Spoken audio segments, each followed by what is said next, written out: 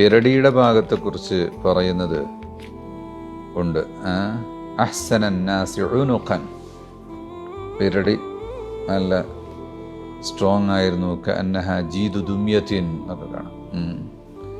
വെള്ളിയുടെ വാർക്ക പോലെ, വെള്ളി കൊണ്ട് വാർത്തുണ്ടാക്കിയതുപോലെ കണ്ടാൽ നല്ല മിനുസമുള്ള ഉറച്ചു നിൽക്കുന്നതായിട്ട് കാണാൻ കഴിയും. മുത്തമാസിക്കത്താണ്, ശരീരത്തിലേക്ക് പിടിച്ചു നിൽക്കുന്നത് ഉറച്ചു നിൽക്കുന്ന മസിലുകളാണ്.